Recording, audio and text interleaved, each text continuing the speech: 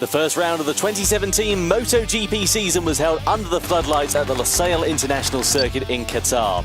With difficult on-track conditions, we saw a grand total of 42 crashes throughout the weekend, 14 in MotoGP, 11 in Moto2, and a highest of 17 in Moto3, with the medium-speed left-hander of Turn 2 claiming the most victims.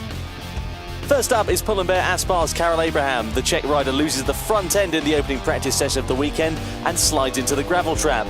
Despite the bike performing some spectacular cartwheels, Abraham was unharmed and made it out later in the session on his spare machine. Leading the MotoGP race was rookie Johan Zarco. He was aided in the early stages by running on soft tyres, however ran slightly offline on lap 6 and went straight to the scene of the accident in his debut race in the Premier class. Understandably, a big frustration. Moving on to Turn 4 now, and the scene of Maverick Vinales' first official crash on board his Yamaha M1. The front end tucked midway through the corner, and there was little the Spaniard could do, despite ending the accident in spectacular style. Here we are on board, and you can really see how quickly it got away as sparks flew from the underside of his machine. The Spaniard quickly made his way back to pit lane. The same corner also caught out fellow Yamaha rider Jonas Folger.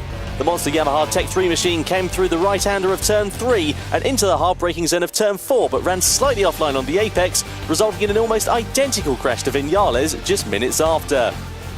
Back to the race, and just one corner later saw Andrea Iannone dicing with Marc Marquez and Maverick Vinales for second place on his debut for Suzuki.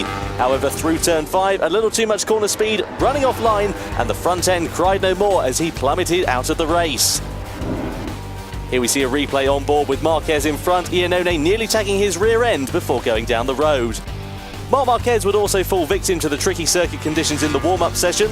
The reigning world champion went into the quick right of Turn 14 and hit the deck as the front gave way, despite his best efforts to keep it upright on his elbow.